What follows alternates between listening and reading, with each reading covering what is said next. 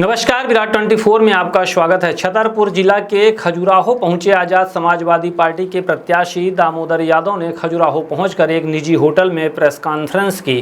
Press conference के दौरान दतिया चुनाव को लेकर कांग्रेस पर वोटिंग से 12 दिन पहले उनके सामने कांग्रेस से चुनाव लड़ने का प्रस्ताव जीतू पटवारी और कांग्रेस द्वारा रखा गया था, लेकिन उनके द्वारा टिकट ठुकरा दी गई। वहीं मध्य प्रदेश के पूर्व गृह मंत्री नरोत्तम मिश्रा पर चुटकी लेते हुए कहा कि जिसने नवग्रह एक बैठाए हो उसका टिकट कट गया। राजनीति से बाहर हो गए नरोत्तम मिश्रा। छतरपुर कलेक्टर और एसपी को चेतावनी देते हुए कहा कि धीरेन्द्र शास्त्री के आश्रम से कितने लोग लापता हुए, उनकी एफआईआर दर्ज नहीं की गई, कितनी जमीनें हथियाई गई, यह सवाल पुलिस से पूछा जाएगा। बमीठा थाने में 1 हफ्ते का अल्टीमेटम दिया है। आपको बता दें कि धीरेन्द्र कृष्ण शास्त्री और उसके भाई शालिग्राम गर्ग को गरीबों की जमीन छीनने वाला भूमाफिया बताया। धर्म के नाम पर कहा कि धीरेन्द्र शास्त्री शॉर्ट नोटिस पे आने के लिए आप सभी का बहुत बहुत शुक्रिया, बहुत बहुत धन्यवाद। दतिया के उपचुनाव के बीच में मुझे अचानक खजुराहो पहुंचना पड़ा, छतरपुर पहुंचना पड़ा, और उसका कारण यही है क्योंकि मेरा दामोदर यादव हो या पूर्व विधायक आदरणीय आर.डी. प्रजापति साहब हो, हमारा लक्ष्य है कि आडंबर पाखंड फैलाने वाले लोगों को हमें सुधारना है और धर्म को धंधा बनाने वाले लोगों को चेहरे उनके उजागर करने का काम करना है। जब मैं चुनाव लड़ रहा था, बीच चुनाव के दौरान एक घटनाक्रम होता है कि धीरेन्द्र गर्ग जो धीरेन्द्र शास्त्री कहलाते हैं, उनका भाई शालिग्राम गर्ग किसी कुशवाहा भाई मोतीलाल कुशवाहा जो कोड़ा गांव के हैं, कोड़ा गांव के हैं, उनको गोली मार देता है। तो ये बात बिल्कुल स्पष्ट होती है कि धीरेन्द्र शास्त्री कोई संत नहीं है। धीरेन्द्र और उसका भाई शालिग्राम ये भूमाफिया है और ये गरीबों की जमीनें छीनने का काम कर रहे हैं। आज मैं जा रहा हूं कोड़ा गांव, जिस मोतीलाल कुशवाहा को गोली लगी, मैंने भी बात की, आदरणीय राष्ट्रीय अध्यक्ष चंद्रशेखर आजाद जी ने भी बात की थी, वीडियो कॉल पे हमारी बात हुई, उनको हमने एडमिट भी कराया, उनका उपचार भी कराया, लेकिन उसी दिन वादा कर दिया था कि चुनाव का रिजल्ट जब आएगा तब आएगा, लेकिन चुनाव के रिजल्ट के पहले या कभी भी हम पहुंच के इस लड़ाई को लड़ने का काम करेंगे।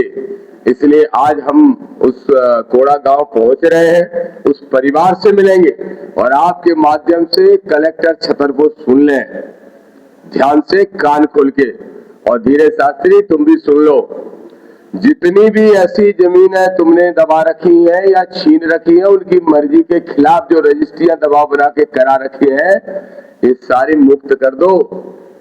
दामोदर यादव मोहताज नहीं है किसी चीज का। हम पहुंचेंगे और सारी जमीनें छुड़ाएंगे, क्योंकि कल ही काउंटिंग है दतिया में।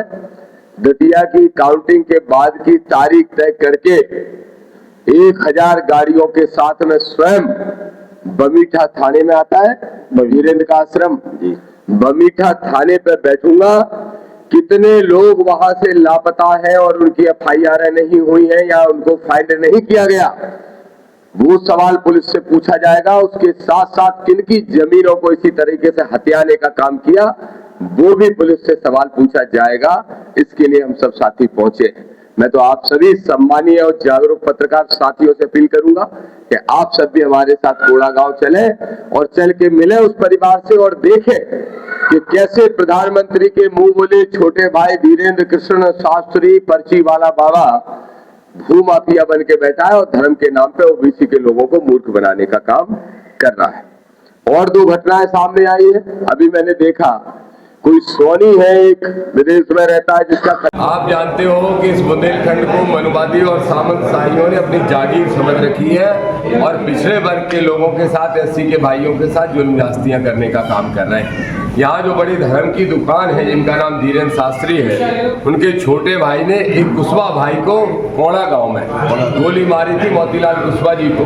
उनकी हम लोगों ने मदद की थी। अब चुनाव से जैसे ही मुझे एक दिन की फुर्सत मिली तो उनसे मिलने जा रहा हूं और तय किया है हम लोगों ने कि जितनी भी जमीन धीरेन्द्र शास्त्री उनके भाई ने भूमाफिया बन के गरीबों से छीनने का काम किया है, दतिया के चुनाव से फ्री होकर बड़ा आंदोलन करेंगे। बमीठा, राजनगर और खजुराहो जितने भी थाने, पन्ना जितने भी थाने हैं, जितने भी एरिया हैं, इन सब जगह जाके आंदोलन, धरना प्रदर्शन करने का काम करेंगे। इसी संदर्भ में आज खजुराहो आया हूं और हर कसम खा के जा रहा हूं, संकल्प ले रहा हूं कि इस बुंदेलखंड को सामंतवाद और मनुवाद से आजाद करा के संविधानवादी सोच को स्थापित करेंगे। ऐसे कौन कौन से पॉइंट्स हैं जिनको लेकर के आप आगे आज देखिए, इस जहाँ भी धर्म की बड़ी बड़ी दुकानें लगती हैं वहाँ पे बहुत अनैतिक काम होते हैं।